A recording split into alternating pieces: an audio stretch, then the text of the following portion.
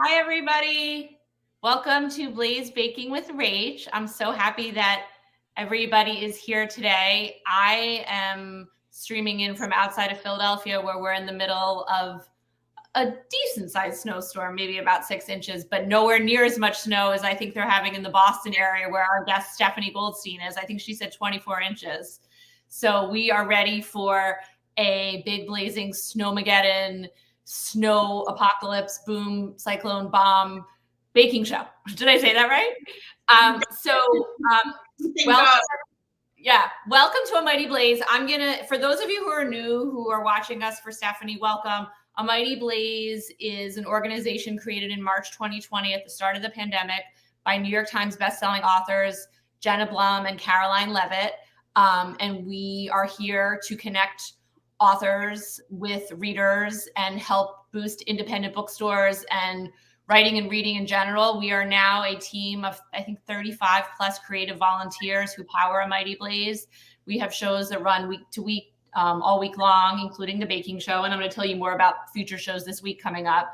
I'm Rachel Levy Lesser, the host of Blaze Baking with Rach. I'm a writer and now a baking show host, and I love to bake. So that's how the show came about. I'm going to read the official bio of Stephanie Goldstein, who I can't wait for you guys to meet, and then we're going to get baking. So I put on my glasses for this part. So Stephanie Salakian Goldstein is a mother, wife, baker, author, and marketing and communications professional. Stephanie spent the past 2 decades of her career as chief marketing officer and managing director of communications and marketing at a global law firm, and more recently led the marketing initiatives for Boston-based firm with a national practice. Stephanie authored the book Beyond the Brief, Communication Strategies for Lawyers and Legal Marketers, which was published in 2006. Following the passing of Stephanie's mother in June 2020, she left the legal marketing profession behind to spend more time with her family, dedicate more volunteer hours to her son's schools, and dive more deeply into one of her creative passions, baking. I still get that. Stephanie's mother, friends, and family always encouraged her to do something with her baking. And by October 2020, Stephanie set up Bittersweet Baking Company. And yes, she lives on Bittersweet Lane, which I love.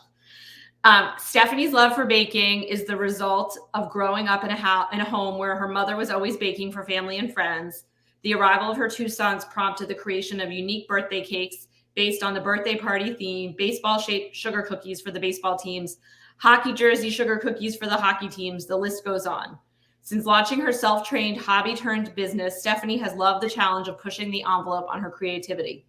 Stephanie's skills and creativity earned her a spot in the quarterfinals of The Greatest Baker, an international online baking competition in summer 2021. Out of more than 10,000 competitors, she finished in the top 1% in the quarterfinals. I'm impressed. Stephanie graduated from Tufts University and Columbia Journalism School. She lives in suburban Boston with her husband, 2 teenage sons, and 2 Australian Labradoodles. Welcome, Stephanie. Thank you, Rachel. It is such an honor to be here with you. I've been looking forward to this, and what a perfect day to join you, especially with all of the snow blowing around. So not quite 24 inches of snow yet, but I think we'll probably get there by the end. We'll see. I know. We think today is a perfect snow day activity. We really do. And today we're going to be baking Stephanie's Be-My-Valentine Buttercream Cupcakes, which are perfect for Valentine's Day. And for those of you who, after this, will go on Stephanie's website or her Instagram, you're just going to be amazed at her creations. That we were talking about, there's one cake she made that looks like one of those LL Bean bags. It's unbelievable, and pocketbooks and stuff. And she's so creative. But Stephanie, before we get with the baking part, can you sort of tell us, because I know you went to journalism school and you authored a book and you worked in marketing communications, were you always interested in becoming a writer or a baker or both? And kind of, how did that happen?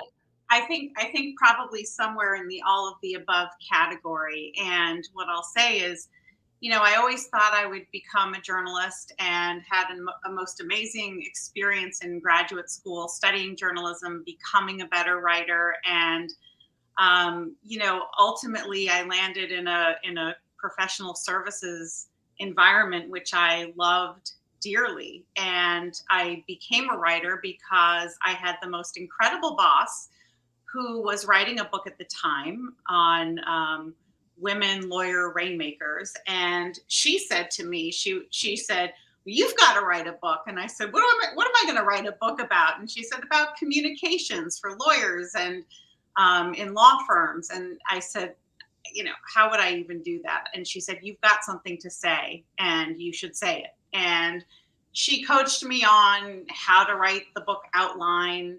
I sent it to the publisher, and basically it was a very quick process for me, which I know is not the case most of the time. But the publisher said, we don't have anything like this. Please, we'd love you to write this book. And so I did. And what a process it was. And my heart goes out to anyone working on a book, writing a book, because it is quite a labor of love. That is for sure. And, is there another book in me? Yes, definitely. And I'm hoping that happens at some point in the future.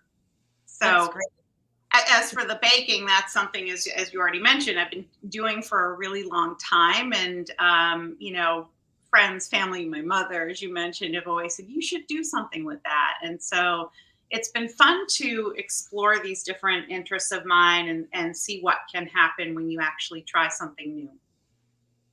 I think that's an amazing, I think what you said about both your work, writing a book, and also baking is so inspiring, because we have a lot of people watching who like to bake or like to write or do other things. And in both of those instances, they were so different, but you were able to take the leap. You had an inspiring boss. I once had an inspiring boss like that who told me you should always be a little in over your head, just a little bit. And I feel like that's the best advice, because I always feel like I'm in over my head, but that's a good thing. Like decorating these Valentine's Day cupcakes.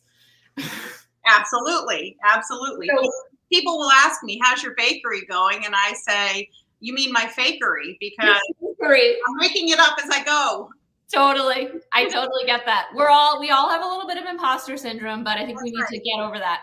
So to move us along, we're going to do a little magic here today, but we are going to make, for those of you baking at home with us, maybe we could put up the graphics now of what the recipe is. And if you want to screenshot it, that's great. So this is the Be-My-Valentine cupcakes with buttercream frosting. It's a fabulous recipe. And that picture down below in the lower left, you're going to see your cupcakes are going to look like that. So the first step we're going to do is we're going to take our 3/4 cup of butter, unsalted butter, which is a stick and a half, right, Stephanie? Correct. Yeah. And we're going to put that into our bowl, and we're just going to blend the 1 3/4 cup of sugar into that. So I'm going to be doing that here, just to make the batter. So perfect. And this recipe will make 2 dozen cupcakes. Okay. And so the recipe for the frosting that you have is going to leave you with a lot extra. So if those of you who are doing this at home, if you decide you want to make, if you want to have the recipes, you can do that too. These are completely flexible. Okay. Well, there's nothing wrong with too much frosting, right? That is true. That is true. In fact, I made the frosting yesterday, and my family said, what's that frosting for? And I was like, do not touch it. And nothing wrong with too many cupcakes, because you can freeze them. They freeze quite well. Okay, that's good too. And did you adapt this recipe from other recipes, or? It's sort of a combination. It's somewhere between Betty Crocker, Fannie Farmer, and a magazine. It's I love that. That's great. So my butter is blended with the sugar, and on top of that, we're going to add 3 eggs. Yep. And then some vanilla too. I think it's 2.5 teaspoons of vanilla. Is that right? It's 1.5 teaspoons of vanilla. 1.5 teaspoons of vanilla. Yep. I'm going to do all that right now, and you're going to say. And Rachel. Uh-huh. Was your butter at room temperature, and were your eggs at room temperature? They were. I've been getting much better at taking them out. That's really key, right?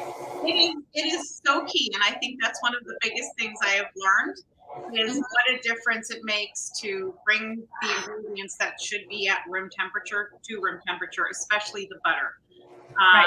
So that is really, really important. And I know, Stephanie, that you and I both share a love of Ina Garten. Yes, we And, do. and I know that Stephanie's she's propping up her screen now on a bunch of Ina Garten books. But Yes. Ina always says to bring 11 of them, yes. To bring to room temperature. And didn't you have the chance to meet Ina at one point? Yes. So she was at a nearby book signing, and I convinced my mom to come with me to the mall, and we stood in line for 2 hours, something ridiculous, and we finally got to the front. And I remember meeting her, and she was just absolutely delightful. And I told her, I said, there are two people in this world for whom I would wait in line, you and Bono.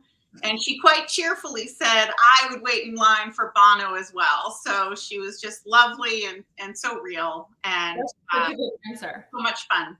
Yeah. She's terrific. You mentioned your mom a little bit, and I know in your on your website, and you talk about this a little bit, that your mom, who passed away in 2020, which we talked about offline, and it's something that I can relate to, and I'm obviously so sorry to hear that, but she was a bit of an inspiration for your baking and for launching your business. Can you talk about that a little bit?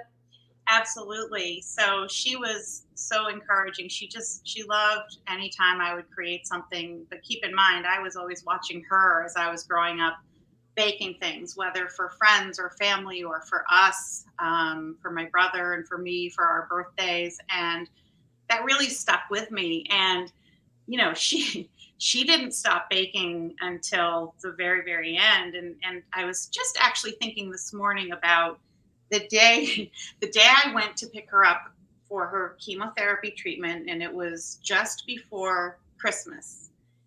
And she baked a whole tray of cookies, all different types, and they were just gorgeous. And I just remember her coming out of the house with her, her mittens and her boots, and just was so. That's how she gave and expressed her love for people, and so that is really something that stuck with me. And I know what joy baking can bring to the baker, but also to the recipient of the baked goods. That's true. That's so nice true. to be part of that, isn't it? It's so nice. And I know she'd be so proud of you. I also wanted to mention, when you said that, I see you're wearing your Bittersweet Baking Company apron. I have my Mighty Blaze apron, but I think if people go to your website, if they buy the merch, a portion of the proceeds are going to Mass General. Is that right? Or so and specifically to the Catherine Gallagher Center for Integrative Therapies at the Cancer Center, and they focus on providing services such as acupuncture and massage, which are complementary to chemo. I would argue that they should be a critical component of cancer care, disease care, because they truly gave my mother so much focus. Mm-hmm. She was not the type of person who ever went to go get a massage, would ever dare to have someone stick needles in her arms and face. She loved it. She loved it so much. And those people provided so much care and hope. I mean, as did the doctors, but those are the programs that are always the first to be on the cutting block, right? For mm-hmm. a hospital or any medical setting. And I think it's just so important. And I saw what a difference they made in my mother's life. That's amazing. And that's so nice that you're raising money through your baking and through your merch. So if anybody wants to be outfitted in some of the Bittersweet Baking Company, I might have to get one, and that will go towards that critical program at Mass General. So thank you for telling us about that. Well, I always tell audience, I'm sort of like the camp counselor, that I need to keep us going, and I could just talk to you forever. But we now have in our blend, we have the butter, the sugar, the vanilla, the eggs, and do we add our dry ingredients to that? Absolutely. So that's the 2.5 cups of flour with the 1/2 teaspoon of salt and 2.5 teaspoons of baking powder. Great. Now I put those together ahead of time. I'm getting good here. So, in a lot of our baking shows, we've learned that you want to, you sort of separate the wet ingredients from the dry ingredients. And we're doing the same thing here. Okay, sometimes I just dump it all in. You do? Sometimes. I know. It depends on my mood. Right. Okay. Well, this smells so good, especially the vanilla. Yes. So, by the way, I always have kids walking in and out. I have a kid in snow gear because it's a snow day. So I have that blending together, and on top of that, we're going to put one more wet ingredient, which is going to be the milk, right? Yes. Yep. 1 1/4 cups of milk. Right. What kind of milk did you use? Do you use whole milk or? You know what? I actually use what I have on hand in the house, which is generally 1%.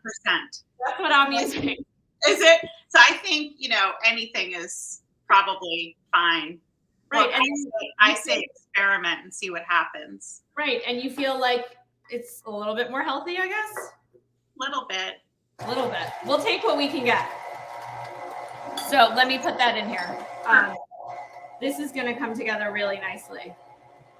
Stephanie has already made her cupcakes. So she's ready to go. And I actually have a batch from yesterday. But I think sometimes people can be intimidated by making stuff that looks so beautiful, like the stuff on your website. But I think the point in showing this all right here is that it's really not that difficult. We dumped a bunch of things into a bowl. I mean, we're making the batter, and the batter looks delicious and smells delicious.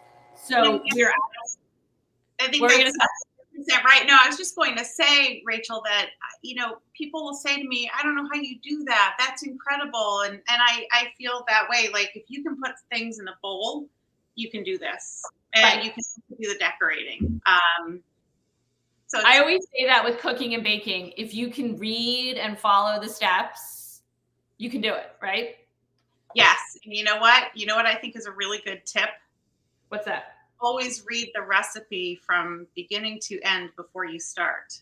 Because sometimes there are twists and plot twists in these recipes. Right? I know. I've been there where I'm like, I did not see that coming. Yes. I did not know I needed to chill that for 2 hours. Yes. I'm getting a spatula now, by the way. Sorry to leave, but this is how it works. So it's important, right? We want to make sure we get all the flour blended, right?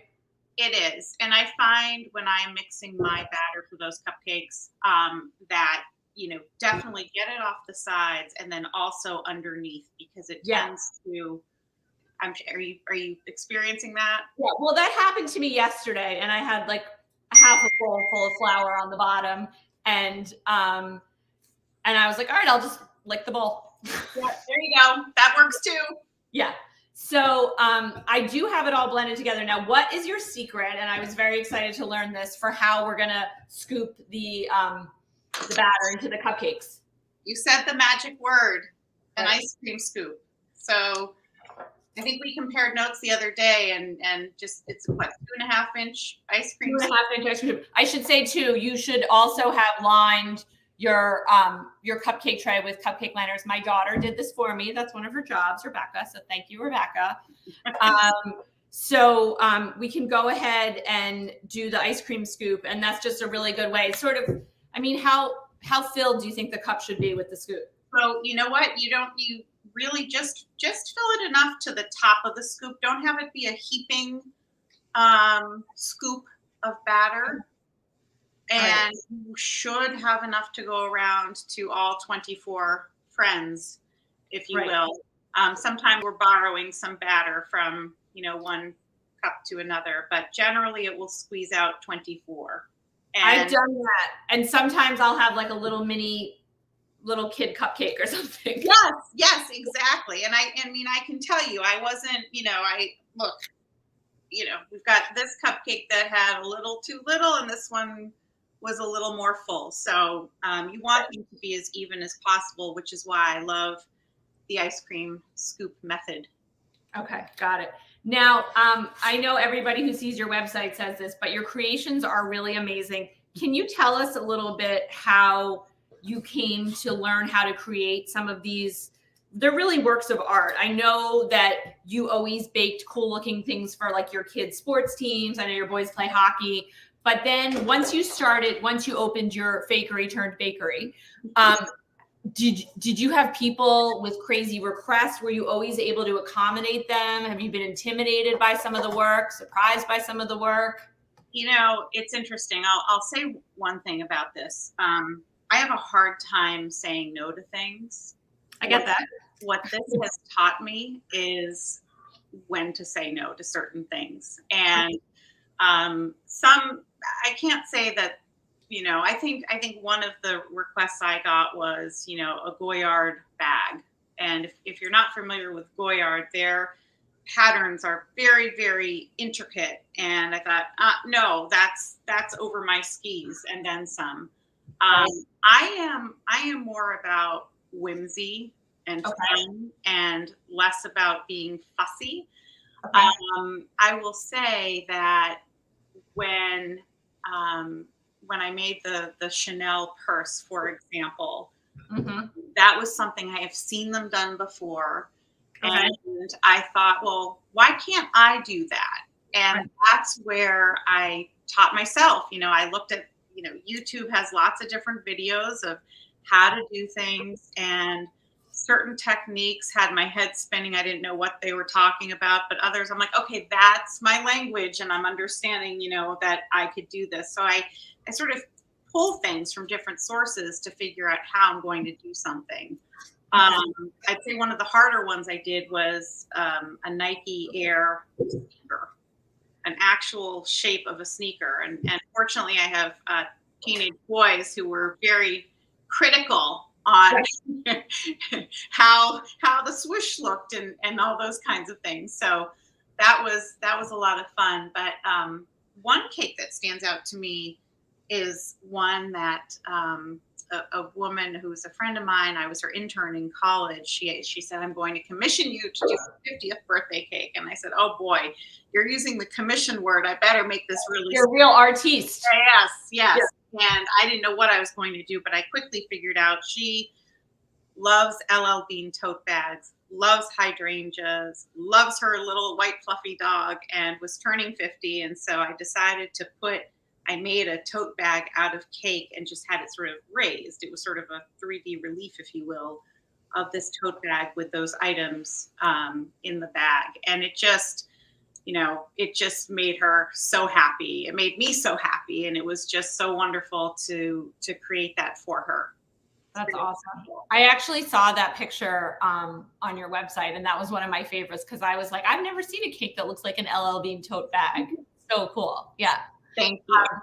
Well, your directions were perfect. I have 24 cupcakes here, and I did borrow from one big cupcake to give to the other. I'm going to stick these.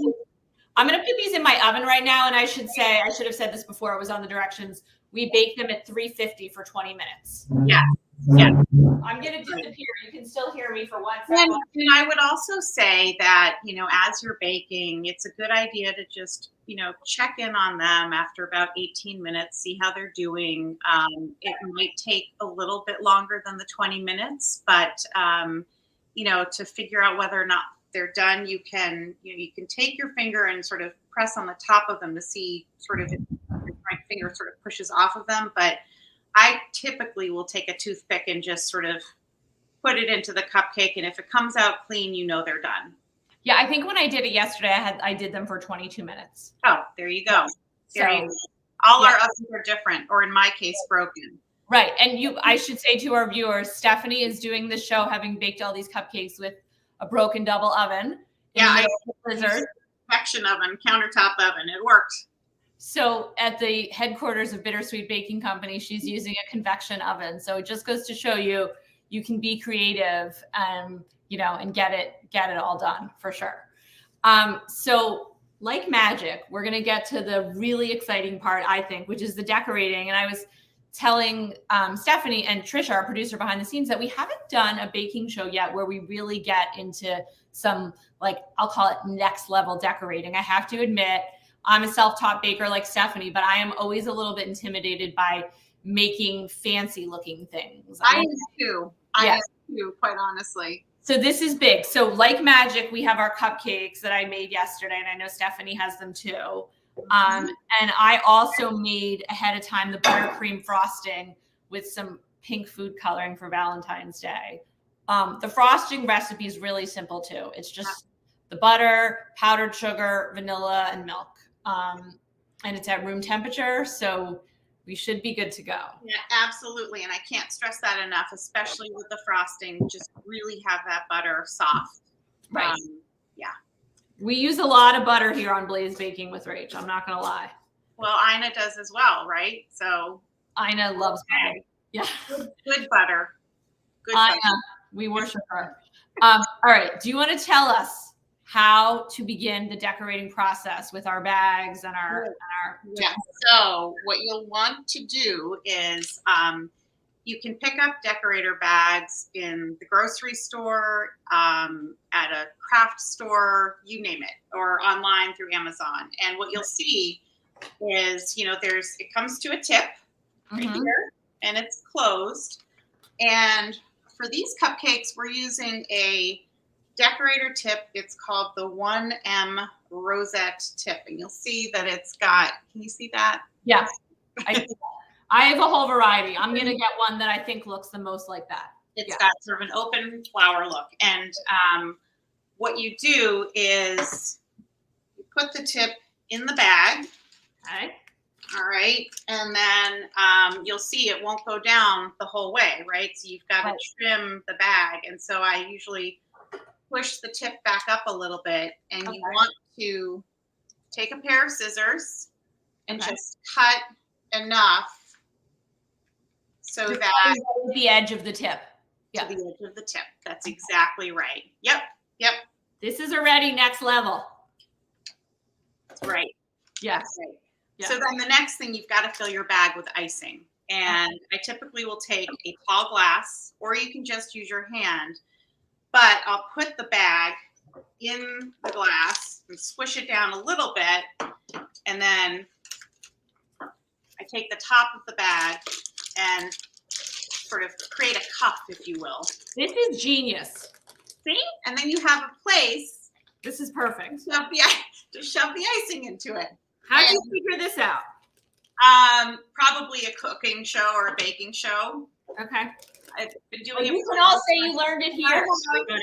I have my pink icing as well. Right. Okay. And by the way, we just added just the tiniest bit of food coloring. Yes. And actually, I split my icing in half, so I have some white and some pink. Okay. So we're going to basically spoon our icing into the bag. I haven't done that yet.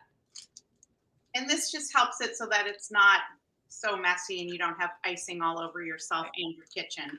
How much icing do you want to put in? You don't want to put in the whole thing, right? You don't. And that's a really great question and point, because what you want to do, so you see that I'm pushing it down into the bag. Yeah. This bag it's not halfway. Okay. You can go higher than that. You could probably go halfway to the top. Okay. What you want to do is make it so that it's comfortable in your hand, so that when you go to decorate the cupcake, you're not like, you don't have this big blob of icing in the bag. That looks good. Rachel. This is already big time here. This is good. So then what we do is, and I'm just getting this one over here. So I don't know about you, but is your icing, how does it feel? Because you want to sort of make sure it's really soft so that when it comes out of the tip, it's not too It's soft, but I'm being cognizant of not putting my hands all over the bag because I don't want it to be too mushy, right? You don't want it to be too mushy. I think my icing is feeling a little too chilly, but that's all right because we'll just do it anyway. All right. We're gonna see. I'm so nervous. Let's go. All right. So what we're going to do is take your cupcake. Okay. And start in the middle and apply a little pressure. Okay. And then just start to press down so that the icing starts to come out. And then you're just going to go around in a circle. And mine is not coming out great right now, actually. Little circles around. Yeah. A continuous circle around so that it makes that rosette. Wow. So pretty good. You know what? Sometimes what I find at the beginning, the first few might not come out great. I scrape it off and I start over again until the frosting looks, that's beautiful. That was great, and you guys, Perfect. It's perfect. exciting. What you did. My daughter's going to be so excited because she always wants, I love to bake. She likes to decorate. So this is big. Yep. Okay. So this tip that you're talking about is good for like a rosette, like a flower type. Yeah. Okay. Correct. And do you have different tips for like other type of designs? You can, but I typically just use this one this is sort of my go-to. This is where I will be the first one to say I'm pretty limited. I'm learning still, and I'm just kind of doing my thing. And I always think this looks really pretty, and it works. It does. It definitely does. I'm so impressed with how these are coming out. Thank you. So this came out better now. Can you see that? Oh my gosh, that's beautiful. I mean, that really looks like a flower. Yeah. And it's so much fun to do too. It's therapeutic, I think. Well, we talked about that before. Writing can be very therapeutic, but so can baking. Yes. And I know you've talked about this, that when you start to bake, you sometimes, you sort of like channel your mom, not to get too woo-woo, as we said, but that's okay. We're into that here. That you feel like she's definitely with you when you're baking. So it is funny because so many times, I feel like a complete crazy person, but that's okay. Okay. I will just quietly to myself say, okay, Mom, we've got to make this sneaker today. We've got to make this purse. We've got to make this Tiffany box. Let's figure this out. And, I think part of the, Bittersweet Baking Company, it's also bittersweet that she hasn't been here to see all this, but I have to say, I'm pretty sure she's behind a lot of this. So, I definitely think so too. I can go there too. So, right. I think that's a big part of it. And, I think any kind of creative person will relate to that, whether it's writing or whatever, gardening, or any kind of project that you used to do with somebody that you loved who's no longer with us. I definitely think that's a big part of it. Absolutely. So those are really important things. I agree. I've refilled my bag. Have you? No. Okay. I haven't yet. I'm surprised. Okay. Right. So but you could. I'm happy with how the icing is coming out because the first one was lousy. Okay. All right. This is much better. That's a do-over. And this icing, like you said, will last for all this batch plus probably a half of another batch. Yes, that's right. Right. Okay. We're good. We're getting a lot of notifications. That's okay. We are. I'm sorry. No, you're very popular. Everybody wants your information to order your cakes. Do you find that you get busier around the holidays, like for Valentine's Day and Mother's Day, and graduations? Yeah. Yes, and I have to say that it's the wonderful thing about sort of doing something on your own terms is that you get to decide when you do it, and that's a wonderful feeling. So there are some life events where you say, I'm not going to do this right now, or I am, and that's, for me, this is more hobby than business at this point, for sure. Right. But it's great fun, and it's a great way to sort of unleash creativity and think about things and just do something totally different. The worst part about this, I will say, is that my poor family, my two boys, my husband, they're always walking into the kitchen. Oh, can I have one of those? And nope. Wait, we had a question pop up. Sorry, that somebody wanted to know how you make the swirly how did that frosting sort of look two-toned? Or how do you do that? Like the white and the pink? Because I feel like you had pictures of that. Or is that just how it looks? Oh, is that might have been in the ones that were posted. So yeah, how did you do that? If you want to have a two-toned look, first of all, one thing you could do is when you're adding food coloring to your base white frosting. Don't Okay. mix it thoroughly. Okay. Right? Like have it be a little bit, you know, funny, White not funny, pinkish. but you know what I mean? Like just, you know, oh, there's a little pink here, there's white here. Right. Alternatively, what you can do is open up your decorating bag and on one side put one color and on the other side put another color. Wow. That is good. That's kind of like changing the yarn. Yeah. Knitting. Oh, forget that. Do you knit? I do. I knit scarves only. I'm scarves and blankets, one stitch only. Yeah, that's it. That's it. I did a lot during the pandemic. I'm the vanilla ice one-hit wonder of knitting. So there you go. Well, I have a whole tray of these beautiful, I've never made anything. Right. And I'm telling you guys, it is easy and it is fun and it is totally therapeutic. And if you guys are not baking these along with us now, this video is going to live forever up on YouTube. So come back and bake with us. I mean, for those of you up in New England, you might be stuck in your house for a few days now. So it's a great activity. This is where Stephanie really goes next level. And that's with what she's going to do on top of this. So I just have your basic sprinkles, which Stephanie's going to show us how to do. But can you also show us some of the next level Bittersweet Baking Company things you made to put on top of a cupcake? Believe it or not, there's more than just icing. I made some sugar cookies in the shape of hearts. How cute are those? I decorated them with sprinkles. I did some little heart designs with the wet icing. Those are fabulous. Polka dots with some sanding sugar sprinkled on top.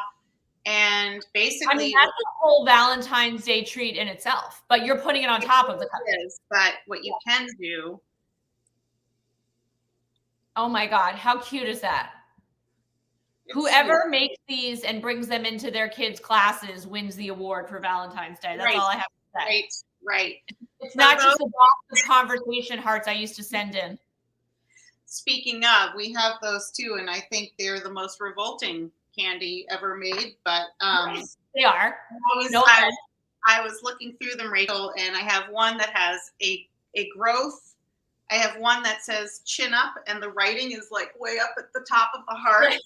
And then I have one that you can't even read, and I was thinking you could just pretend it was a really nasty message for someone and just hand it someone joyfully. And oh my God, that's so funny. Conversation hearts. I mean, they're classic. They are classic. So we can.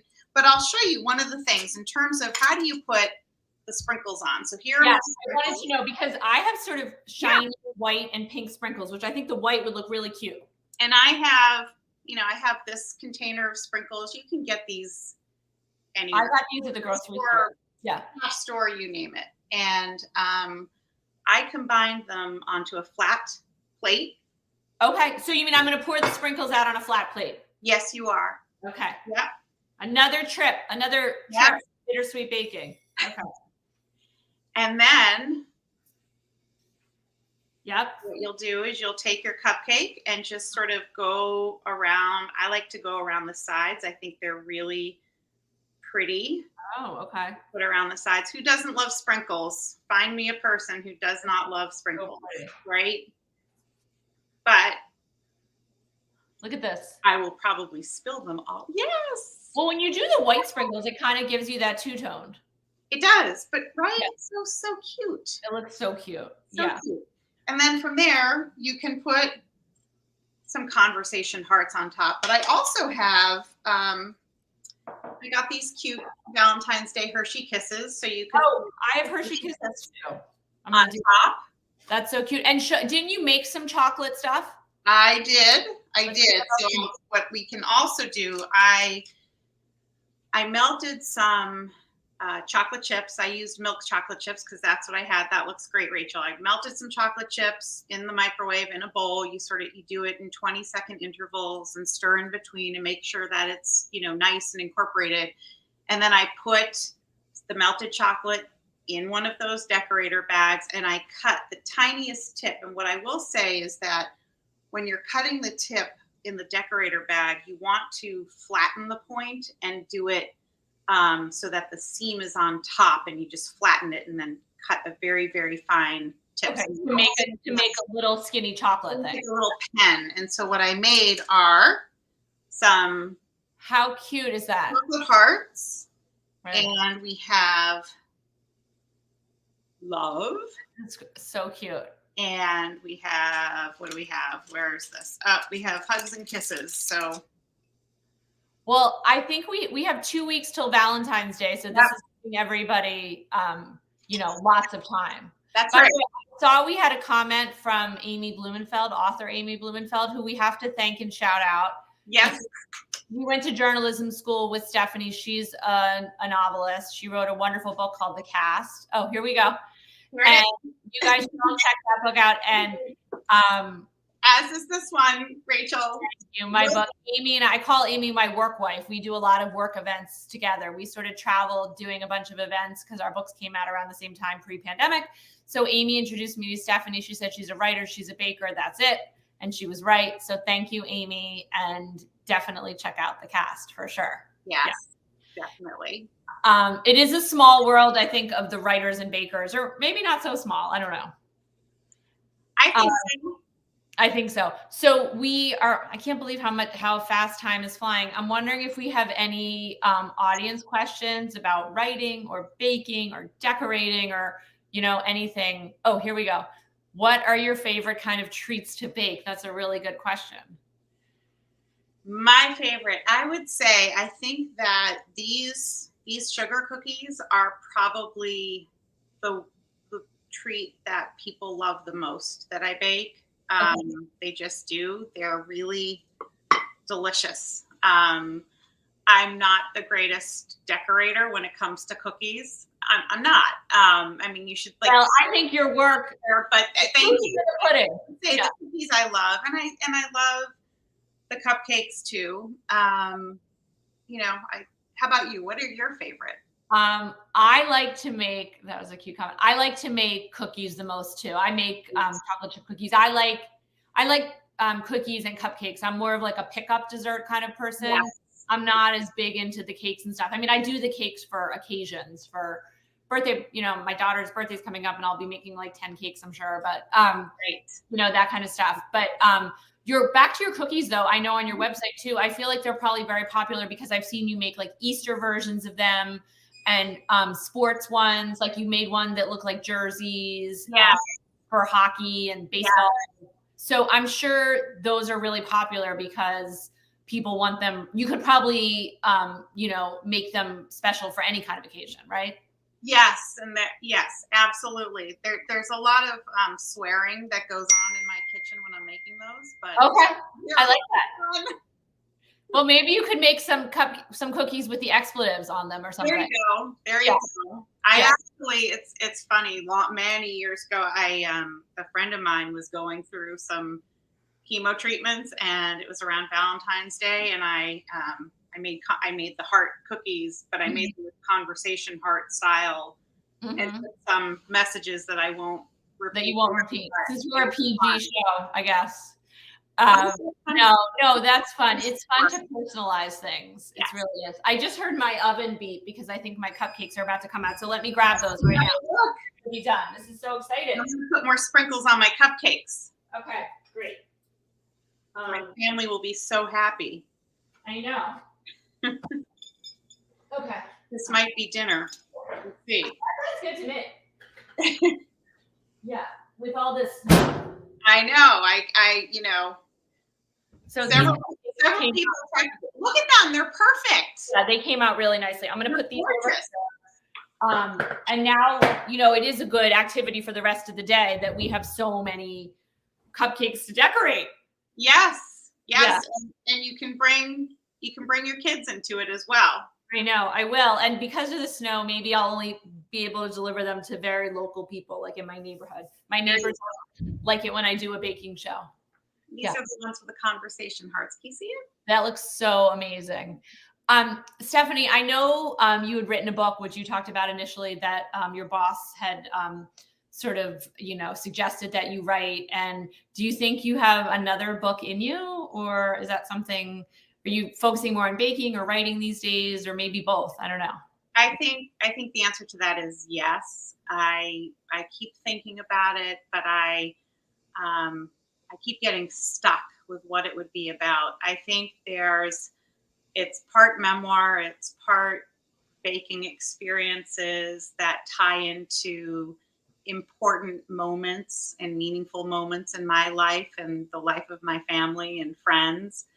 So I think that there's something to it. I've started to write an outline, and we'll see where it goes. You know, it may never be published, but I think I've got to do something because, you know, I love the fact that I was able to write the first book, but I'm pretty sure that it's not a popular nightstand read.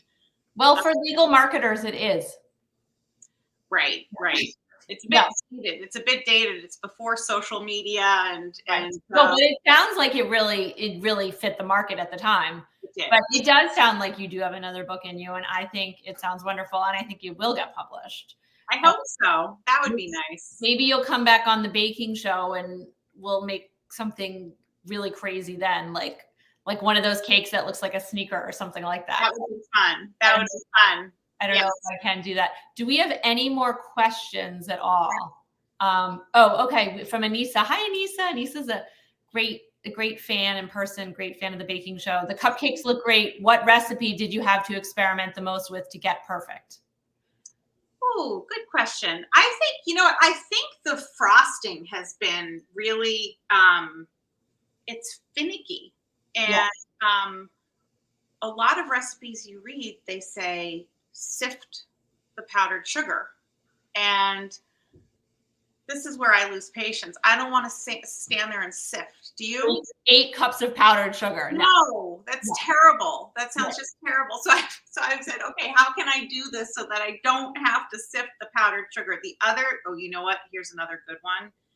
Royal icing. Okay. That's a tough one. That is a tough one because you've got to get the consistency just right and for outlining and for flooding so that they fill in properly. And that's where, you know, there are so many cookie decorators out there who just do a phenomenal surgical job. That's not it's like surgery. Yeah.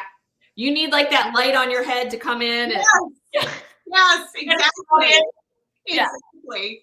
How long does it take you to do like a big job cake like that? I mean, how long is the process? It can take over the course of several days, right? Okay. So, for example, we talked about the tote bag cake. Right. The tote bag I made separately. The dogs I actually made, the base were cookies. Wow. Were the hydrangeas. So I decorated those separately and I just wrote them, a few days before I was ready to actually assemble the cake and put it together. So you do it in steps. And then when it's time to put it all together, it goes, it takes a few hours to put everything together. And so you really have to plan out the projects. You have to plan out. Yes. I mean, the sneaker, I will tell you, took weeks of my thinking about how am I going to do this. And I was making blueprints and mapping it out and lots of thought, especially when you're learning as you go. Right. Were you ever making something for a big project that you just had to completely abandon it and start over again? No, but I did have something where it was a graduation cake where it was a hot day. Uh-huh. And usually I make the cake and I put it in the fridge so that the icing has a chance to harden. Right. That's what I want to do with these cupcakes. Yes, exactly. And I was, done with the cake and I texted the person I was bringing it to and I said, hey, it's ready. Do you want me to bring it now? Sure. And I got to her house and I said, I'm sorry, I need to go back to my house and perform surgery. Literally. It was just, I was like, I can't believe this is happening. Right. Oh my God. You fix it. Baking under pressure. I love that. Oh my gosh. I feel like I could talk to you all day. I'm going to be thinking of you all day when I'm decorating. Thank you. But I did want to, before we go, just talk about what's coming up next on the baking show. And it's sort of a small world because The next show, I believe it's Saturday, February 26th. It's in about a month from now. We might have something sneak in, but I think this is going to be the next one. We're having on Randy Susan Myers, who's the author of the new book, The Fashion Orphans, which comes out in February. So hot off the presses. Randy is a novelist. She's written 5 books. She's also written a cookbook, and we're going to bake her coffee bars from her cookbook, but she also teaches writing at Grub Street. And Stephanie, did you take her course? I took one of her courses, yes. And such a small world. And she's just so fantastic and so much fun. So what a terrific guest you'll have.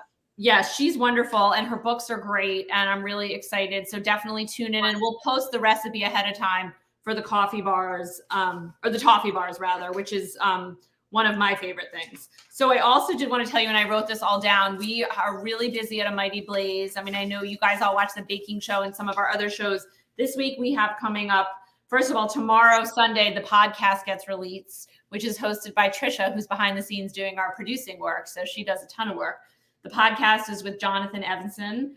Monday, Caroline's doing a special interview with Jonathan Evanson. Is that right? Or yeah, I don't know if I got that right. I was copying and pasting here. Tuesday on The Thoughtful Bro, we're having Kimberly Jones. And also on Tuesday, Crime Time. I love that name. Adele Parks. On Wednesday on Authors Love Bookstore, another great show, we're having Antoine Wilson. This Thursday on Debut Spotlight, we're having Sequoia Nagamatsu. And on the Zeitgeist, Daniel Black. And then on Friday Frontliners, we're having Jennifer Hay. So really almost every day this week, we have multiple shows going on. I'm sorry. Thank you. The podcast this week will feature actor and writer Peter Coyote. I knew that's what happens when you're cutting and pasting your work while you're in the middle of pink icing. Thank you, Trisha. So definitely check out the podcast. It's great. I mean, obviously I watch all the Mighty Blaze shows, and the podcast is really fun because you can listen to it while you walk or shovel yourself out of snow or decorate your cupcakes. Sometimes I do watch the Blaze shows while I bake. That's really fun too. So I so appreciate your time today, Stephanie. I think you've taught us so much. We're also inspired by your story of writing and baking and making a bakery into a bakery. And just thank you for sharing a snowy afternoon with us. Rachel, what a joy this has been for me. It's just, I'm so happy to have met you. Thank you again, Amy. And thanks, Amy. Having me. And I love the work you're doing and what the Mighty Blaze is doing. And this is so great. And I'm so proud to be part of this. So thank you for having me. Thank you. And we did it all in the middle of a blizzard and nobody's power went out. We did not have power. We had contingency plans everywhere, but we stayed up. We did it. Thank you so much for watching. We'll see you later this week on more Blaze shows, and we'll see you next time on the baking show. Thanks, everybody. Bye. Bye.